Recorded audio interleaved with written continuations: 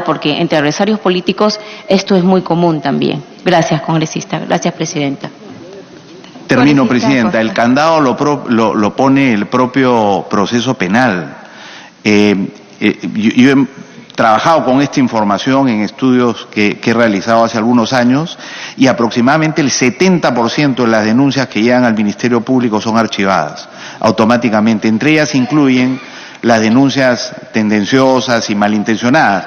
Si hay pruebas y fundamentos y mérito para una investigación, esa investigación prospera, pero prospera pues digamos a un ritmo muy lento. Como se ha dicho acá, para llegar a una sentencia en primera instancia pasan casi 4 años, 3 años y 9 meses, en los cuales digamos hay un fiscal involucrado, hay el ejercicio de derecho de defensa, hay varios jueces, ¿no es cierto?, que van acompañando el proceso hasta que se pronuncia una autoridad judicial, de manera que me parece, presidenta, que los candados están en el sistema de justicia. Hay una separación de poderes, y la teoría está de que puede haber persecución penal es muy difícil porque tendrían que estar demasiados actores involucrados en esa estrategia de persecución. Yo creo que los candados están en la legislación vigente.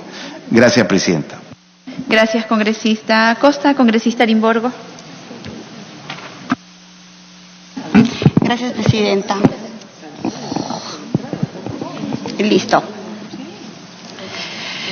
Presidenta, yo quisiera hacer también algún comentario porque lo que hemos estado escuchando sobre el número de candidaturas cuestionadas, es decir, con problemas a nivel penal, que se ha vertido del informe que dio el Jurado Nacional de Elecciones y es parte de la fundamentación de la propuesta que nos trae el legislativo.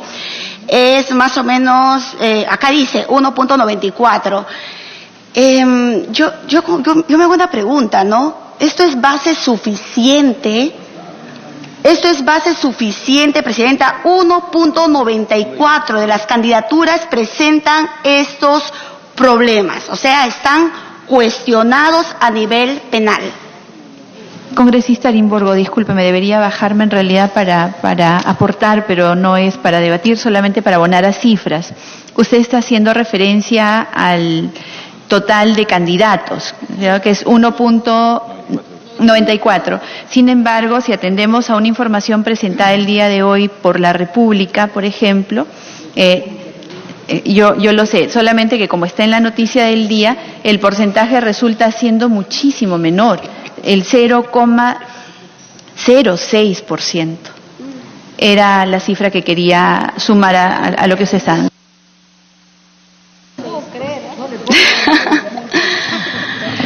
Con mayor razón, presidenta, le traslado la pregunta al ministro. ¿Esto es base suficiente para una reforma constitucional que implica la limitación a un derecho fundamental como el de participación política prevista en el artículo 31 de la norma fundamental? ¿Es base suficiente? 0.6% es la fundamentación de su propuesta. Presidenta, si nosotros intentamos leer un poco la propuesta que trae el legislativo, y dice, ¿no?, se pretende modificar el artículo 107, no pueden postular, de la Ley Orgánica de Elecciones, no pueden postular a la presidencia o vicepresidencia de la República las personas que cuenten con sentencia condenatoria en primera instancia por delitos dolosos cuya pena sea mayor a 4 años. Y cuando el presidente, no ibas a cortar la dilación. Espérate. Después te doy chiquitito. ¿Ya? Presidenta, y en la intervención cuando viene el ministro y nos dice por qué él se refiere a estos 4 años. Dice que las penas inferiores a 4 años generalmente señalan pena privativa de la libertad suspendida. Presidenta, yo conozco a gente sentenciada por no pasar alimentos, que se podría decir que la pena es de 1 a 4 años, con sentencia efectiva. Están purgando en nuestros penales gente que no pasó alimentos. Entonces, cuando se empieza a armar cuáles serían los delitos que se sugieren, yo también podría sugerir que los delitos que afecten a grupos vulnerables o de especial protección. ¿Acaso no deberíamos considerar también que las personas, ojo, que no pasan alimentos a sus hijos, estén exceptuadas de esto? Entonces, y Presidenta, de verdad que eso sí sería bastante lamentable, porque así ni el ministro de Justicia podría postularse. Le quiero ceder una interrupción a mi colega, sí, porque es un tema técnico y él me va a ayudar. Gracias. Congresista Mantilla. No, Presidenta, bueno, tanto se ha hablado de que aquellos que deben deudas alimentarias no deben acceder a cargos públicos, entre otros. Efectivamente, yo quiero precisar una parte aquí, ¿no? Los delitos de omisión de asistencia familiar tienen una sanción de hasta 3 años cuando uno es primario. Y es pena suspendida. Pero cuando son reiterantes, ¿no? O cuando son reiterantes, reincidentes, o ya tuvieron una sentencia y vuelven a cometer el mismo delito, les pueden dar 1 año o hasta 6 meses con pena efectiva. Sí. Inclusive se acuerdan en el caso de Magali, cuando difamó a Guerrero, creo que le dieron 1 año o 6 meses de pena efectiva por difamación, cuando la pena no era más de 4 años.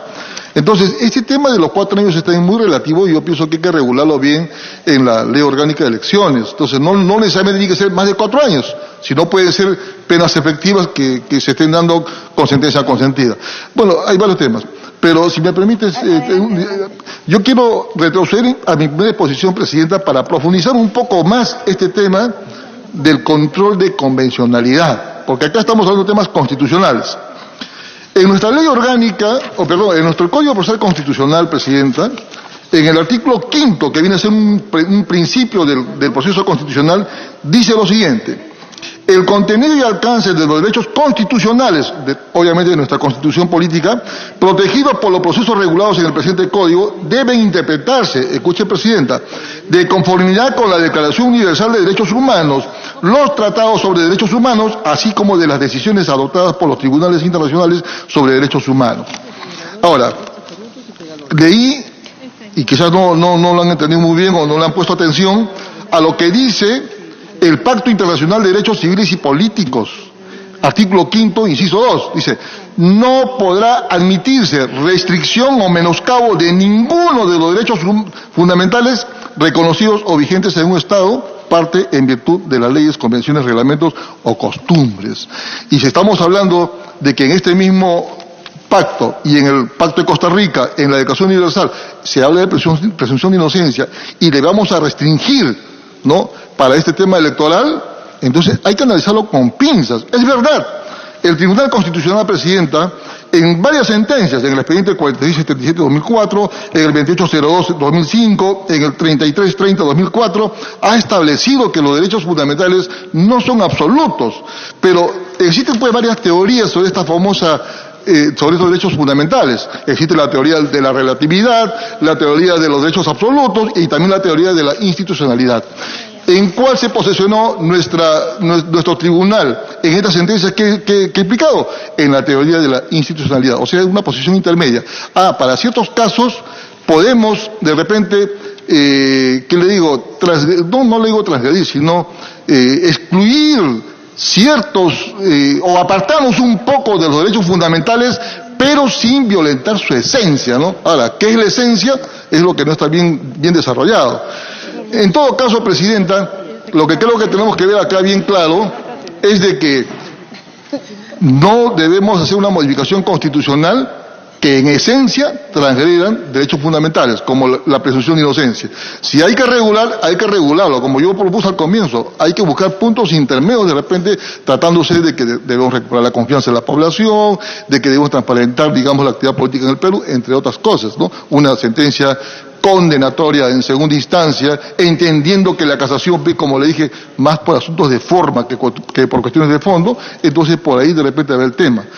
Me inclino yo siempre, y reitero una vez más, estoy con la postura de que acá lo que se debe modificar es la Ley Orgánica de Elecciones, no la Constitución Política del Estado. Muchas gracias, Presidenta. Gracias, congresista Mantilla. Congresista Arimborgo. Sí, Presidenta. La congresista Karina Beteta también me pide una interrupción. Congresista Beteta. Sí, gracias, Presidente. Sí, en ese sentido también, así como lo que ha mencionado el congresista Mantilla, sería importante que el Ejecutivo sea también drástico. Por ejemplo, no hay razón que aún en los gobiernos regionales y en las direcciones de varios ministerios sigan ejerciendo cargos importantes como gerentes regionales aquellos que han sido sentenciados por violencia familiar. Si bien es cierto, no ha habido una pena efectiva, pero tienen una sentencia de violencia familiar, y que también eso no deberían de ocupar ningún cargo ni público ni tampoco considerarlos para una elección popular, y que eso también sería materia. O sea, es amplio el debate, creo es importante y hay muchas coincidencias, y en ese sentido lo que yo mencionaba, escuchaba atentamente la exposición de la congresista Donaire y otros congresistas que hacían alusión, por ejemplo, y decían que sí está bien esta modificatoria constitucional en el artículo 34 o en el artículo 33 o en el artículo 31. Sin embargo, por ejemplo, en el artículo 31 no puede ser la norma contradictorio. ¿Por qué? Porque el artículo 31 permite y habla de derechos fundamentales de los ciudadanos a participar en asuntos públicos mediante referendo, iniciativa legislativa, remoción. O sea, estás permitiendo un derecho, pero al mismo tiempo no le puedes, en ese mismo artículo, imponerle impedimentos, ¿no? Sanciones. Lo propio, que más bien sí podría guardar coherencia, en el artículo 33, porque ahí estás hablando del ejercicio de la ciudadanía, se suspende. Entonces, ahí todavía hay razón de la suspensión. Creo yo, no porque sea un planteamiento que he manifestado, pero en concordancia y que podría con ello sí impedir que algunos candidatos que tengan sentencia en primera instancia puedan recurrir al Poder Judicial, y no nos puede sorprender que pueden haber juzgados que pueden admitir. Ahora, si un titular de un poder del Estado recurre a un amparo exprés, y lamentablemente otro titular de otro poder del Estado, del Poder Judicial, también declara y dice que sí es admitible, que sí se puede suspender. Entonces, hay adelantos de opiniones. Entonces, ante ello, creo, para impedir que puedan los sentenciados en primera instancia recurrir a estas maniobras leguleyadas, creo pertinente que tendríamos que considerar esta reforma constitucional en el artículo 2 de la Constitución, inciso 24, en el literal E.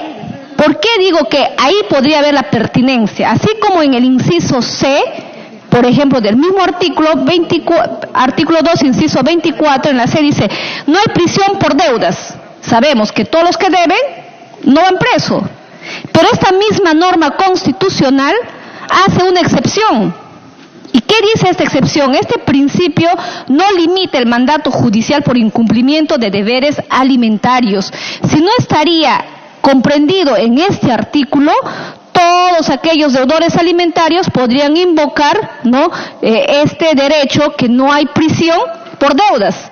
Pero como ya está estipulado en la Constitución, no hay derecho a que ellos puedan recurrir a ninguna instancia. Por ello, yo sí señalo, independientemente que pueda estar en el artículo 31 o 33, también es necesario considerar en el artículo 2, inciso 24, literal E, donde señala: toda persona es considerada inocente mientras no se haya declarado judicialmente su responsabilidad. Estamos hablando de un principio constitucional de la presunción de inocencia. Entonces, para que no puedan, argumentar esta presunción de inocencia, debería de limitarse. Así como dice para las deudas, en caso de alimentos, debería ser este principio no limita la prohibición legal para el ejercicio del derecho público de elección cuando se trate de personas con sentencia condenatoria por delito doloso en primera instancia con pena privativa de libertad no mayor de 4 años. Entonces, yo estoy en interrupción, disculpe. Entonces, yo creo que si realmente queremos que esta norma no sea un saludo a la bandera y luego vivamente pueden presentar amparos para que se puedan quizás presentar, no al Congreso, porque creo aquí va a haber gran responsabilidad para los partidos políticos, pero nadie nos garantiza, porque nosotros sabemos que los mismos dueños de los movimientos regionales es el candidato que va a un gobierno regional, entonces él no se va a impedir de postular. Entonces, quizás para cerrar todas estos hechos que han permitido que lamentablemente ya la política esté tan desprestigiada por algunos malos, políticos que han usado esta labor tan noble de vocación de servicio para que en este momento personas quizás no quieren involucrarse en la vida política. Entonces yo creo que sería pertinente este análisis y con la mejor, apertura de seguir escuchando más aportes. Gracias, congresista Tamar. Gracias, presidenta. Congresista Arimborgo. Sí. Por excepción, congresista. Solo para ir contribuyendo al tema de la probable redacción y dónde metemos este bendito artículo constitucional. Yo sé que es complicado ponerlo en el artículo 34 porque podría confundirse una restricción, vamos a decirlo así, patriótica que se le hace a las Fuerzas Armadas con un tema penal, ¿no? Y en el 31 el problema es que es un artículo abierto, o sea, te está derecho a los ciudadanos a partir y le metes una zancadilla.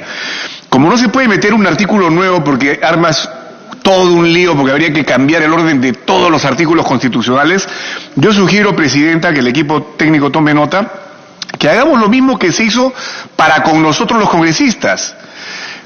Le agregamos un artículo, sí, pero sin cambiar de número. Si había el artículo 90 sobre el Poder Legislativo, hemos puesto artículo, otro artículo, 90A. Es como un 90 y medio. Hagamos lo mismo en el artículo 34, que es restrictivo, pero para no confundirlo con las Fuerzas Armadas, artículo 34-A. Y ahí ponemos el texto. Muchas gracias. Congresista Arimborgo.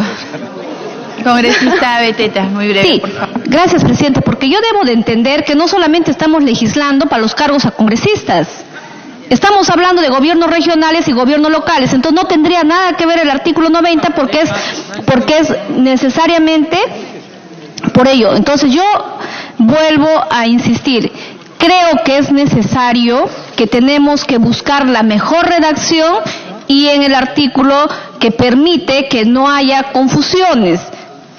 Y eso nos permitirá que quizás más adelante con los debates con los constitucionalistas podemos llegar a una mejor redacción que sea adecuada a la aplicación y no permite leguleyadas más adelante. Gracias, congresista. Congresista. Continúo, presidenta. Con el ánimo, ya van 4 interrupciones.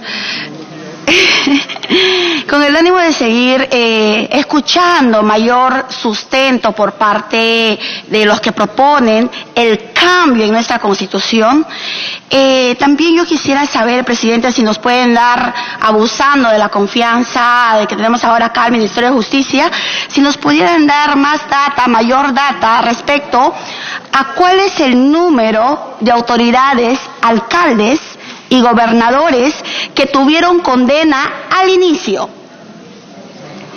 y al término de su gestión. Porque si queremos mostrar cómo ingresaron esas autoridades al ejercicio de su función, muchos de ellos regresaron quizás con una hoja en blanco respecto a antecedentes judiciales y penales, y cómo terminaron. Y ahí me gustaría que más adelante tal vez la congresista Aramayo pueda sacar una iniciativa legislativa respecto a quiénes o qué hacer con esos funcionarios que lejos de servir a su patria, de servir a la nación, de servir a la patria, entran a delinquir. Y es más, entendiendo también de que voy a hablar por mi región, ¿no? Yo nunca había escuchado algún tipo de denuncia que tendría el gobernador de mi región, pero ahora que mi gobernador ya dejó el cargo, empiezan a saltar las denuncias de todo lado. Entonces sí sería bueno tener esta data, ¿no? Presidenta. También tengo otra pregunta acá. ¿Es realmente posible conocer de manera indubitable el tipo de sentencia que tiene un candidato? Si existe el procedimiento de exclusión de candidaturas y eso habilita al Jurado Nacional de Elecciones a excluir a un candidato un día antes del proceso electoral, tratándose de temas penales, ¿qué es lo que debe corregirse? ¿El impedimento? ¿Su rango? ¿O el control sobre los impedimentos existentes? ¿Por qué el Registro Nacional de Condenas no tiene la información actualizada sobre los procesos que se tienen y el estadio de estos? ¿Qué medidas pueden implementarse para su mejora? Y considerando el carácter principista de nuestra constitución política y existiendo la regulación del artículo 33 sobre suspensión de la ciudadanía, ¿no corresponde la modificación solo a un desarrollo legal, colegas? Yo creo que no hay ninguna necesidad de tocar nuestra constitución. Gracias, presidenta. Congresista Arimborgo, yo creo que son a ver, colegas, porque el último orador ya es el congresista Jorge Meléndez, antes de que responda nuestro ministro de Justicia, pero creo que las preguntas que ha planteado la congresista Arimborgo son vitales para este debate. Ojalá todos hayamos tomado nota para poder seguir aportando. Congresista Meléndez. Y yo también tengo una pregunta para la congresista Arimborgo. No digas. Ella ha mencionado que casi el 2% de las candidaturas, bueno, así sea 1%, congresista, tienen problemas con la justicia. Sería bueno que nos diga cuántos de esas personas que tienen problemas logran una curul en el Congreso, cuántos logran una gobernación y cuántos llegan a ser alcaldes, ¿no? Para tener, digamos, un dato mucho más preciso y poder hacer un análisis más coherente.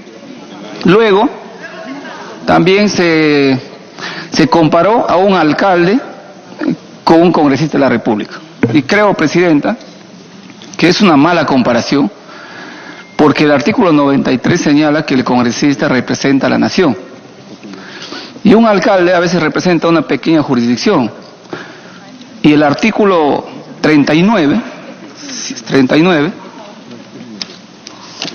sí, presidenta, es el 39, señala que los congresistas estamos en un segundo orden de jerarquía. Primero está el presidente de la República, luego vienen los congresistas, inclusive por encima del fiscal de la Nación, de los miembros del Tribunal Constitucional, de los ministros, y al último están los alcaldes. Entonces, presidente, evidentemente, cuando hay un problema aquí en el Congreso, de la naturaleza como hemos visto en el pasado, caso del congresista Donaire, caso del congresista Benicio Ríos, por nuestra jerarquía evidentemente se convierte en un escándalo. Por más que los casos sean pocos, sin embargo es un escándalo, porque nosotros estamos en ese segundo nivel de jerarquía. Y yendo, presidenta, ya al debate mismo del dictamen, algunos han cuestionado que digamos, el texto no vaya en el artículo 34. Algunos han dicho que vaya en el 31. Sin embargo, presidenta, hay que analizar el conjunto, digamos, del capítulo. Y el capítulo 3 señala de los derechos políticos y de los deberes. Y en el artículo 31 se habla de derechos de participación. Sin embargo, en el 34, si bien es cierto está referido a las Fuerzas Armadas, se habla de sufragio pasivo. O sea, un miembro de las Fuerzas Armadas puede, digamos, votar, puede elegir, pero no puede participar. Entonces, presidenta, ahí concuerdo con lo que ha señalado el congresista Iberico, que se puede agregar el artículo 34A y se puede señalar exclusivamente el tema a un escenario ya político. Sí dijo eso. Entonces, es el ejemplo de cómo ya se ha hecho, pero me refiero al 34. Presidenta, de hecho ya el Estado tiene algunos mecanismos de defensa, y alguien ha señalado también acá, por ejemplo, la ley de la carrera magisterial ya señala claramente que algunos delitos que cometen algunos maestros, en primera instancia son inmediatamente separados. Lo mismo también vemos en el Poder Judicial, inclusive el Tribunal Constitucional es mucho más alto todavía su valla. Y en las entidades del Estado, Presidenta, ya hemos visto muchos casos, por ejemplo, cuando los funcionarios son sometidos a procesos sancionadores, son separados de su cargo.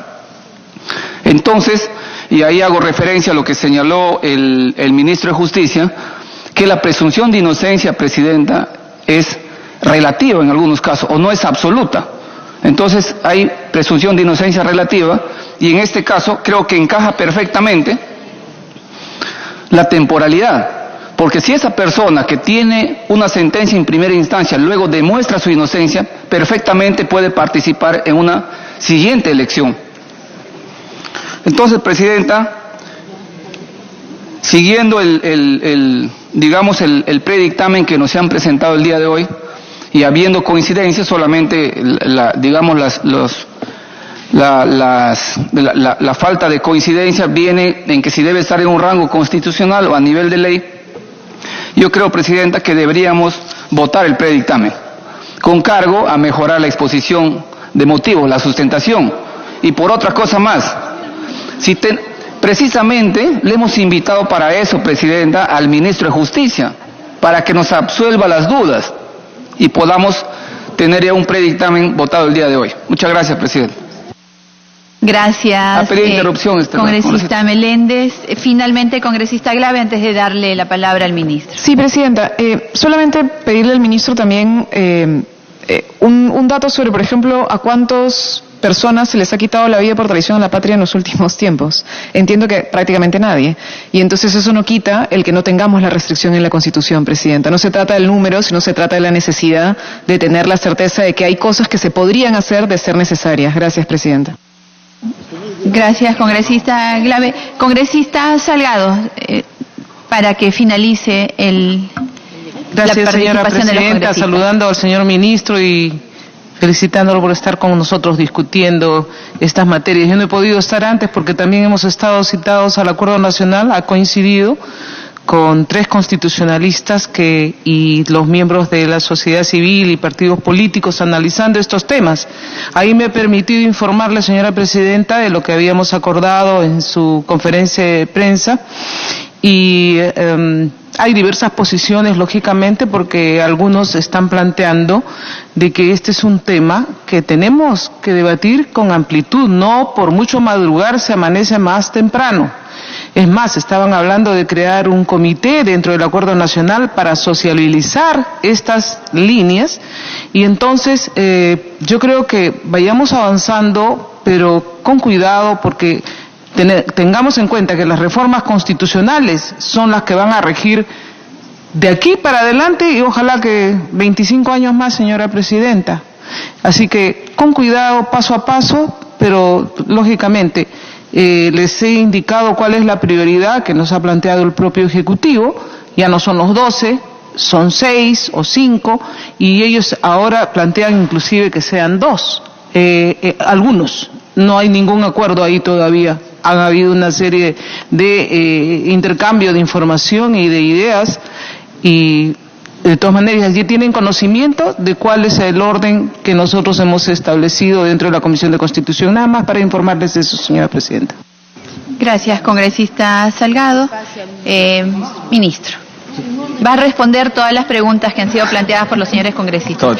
Señores congresistas, por favor, atentos, tomen nota de si se están dando respuesta a sus inquietudes, porque el día de hoy debemos recoger la mayor cantidad de elementos de juicio que nos permitan reformular el dictamen. Permítame, ministro, antes de que haga uso de la palabra, no podemos, congresista Meléndez, votar un dictamen de reforma constitucional con cargo a redacción. Es algo que no se podría hacer de ninguna manera. No, solamente, no es para debatir, congresista, solamente para hacerle saber que la comisión no actúa de forma digamos, poco responsable en temas tan sensibles. Pero vamos a avanzar en la medida que vayamos encontrando consensos. No, el criterio, Presidenta, que yo había señalado por qué se debería votar hoy día, porque varios de mis colegas han señalado que esta discusión no es de ahora. Esta discusión tiene mucho tiempo atrás. Inclusive, el congresista Violeta también ha presentado un proyecto de ley en esa materia. Bueno, Presidenta, pero usted, digamos, es la que dirige el debate y usted puede decidir. Yo he planteado algo, Presidenta, y creo que ese mismo criterio también se hubiese tenido en todo caso en el proyecto de ley que levanta la inmunidad parlamentaria, Presidenta. Gracias.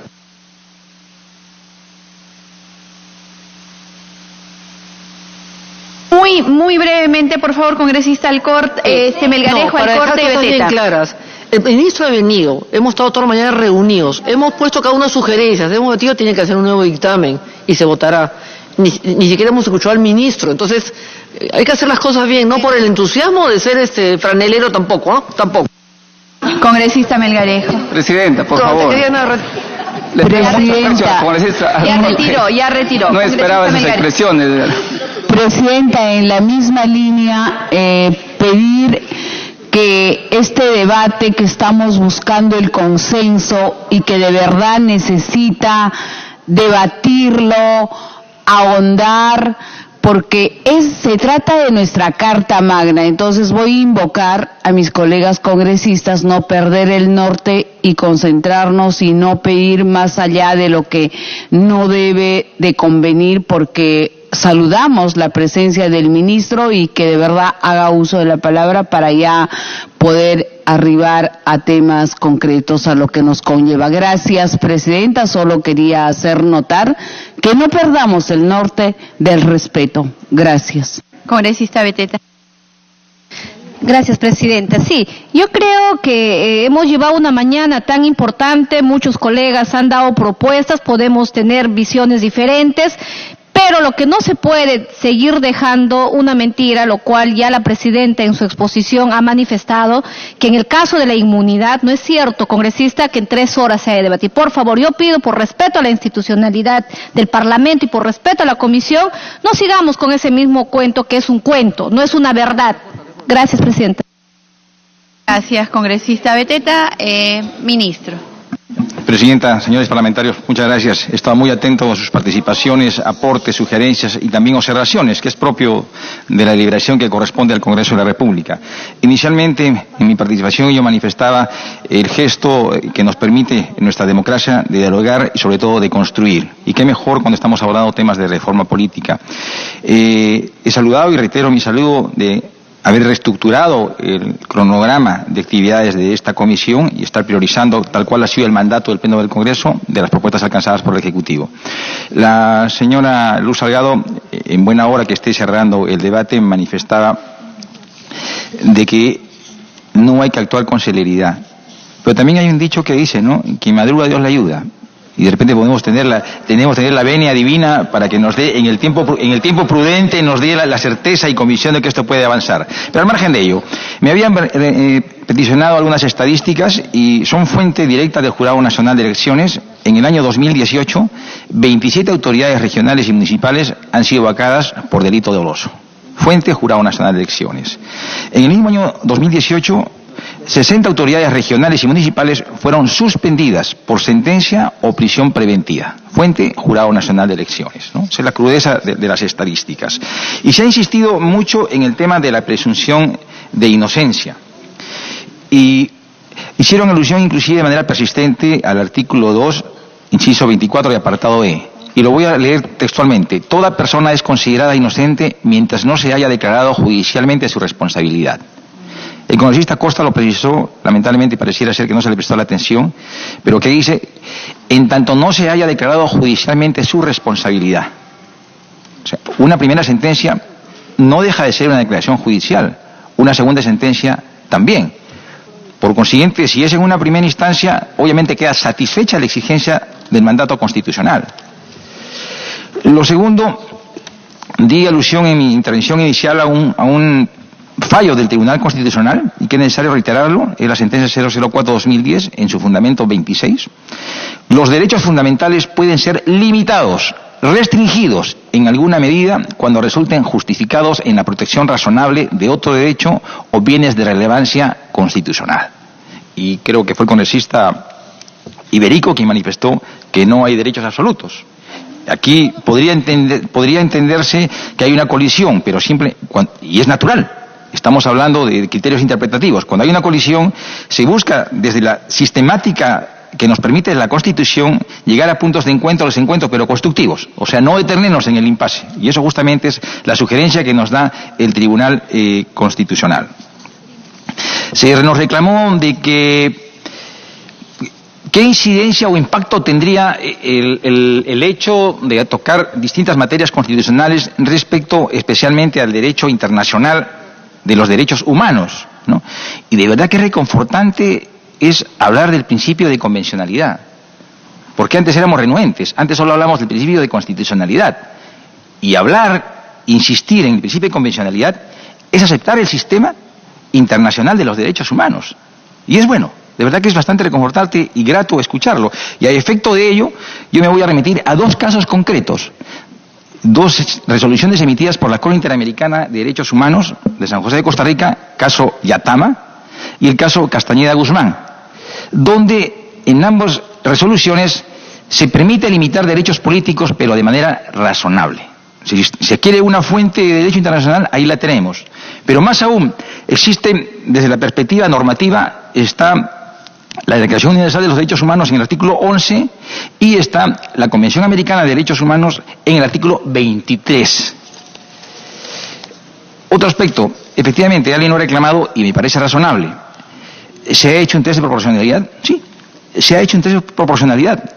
Está considerado dentro de lo que ha significado el proyecto alcanzado por el Poder Ejecutivo, tanto en el tema de la reforma constitucional como en el tema de modificaciones normativas, y que ha sido recogido en la exposición de motivos de los dos predictámenes que han sido puestos a su consideración esta mañana.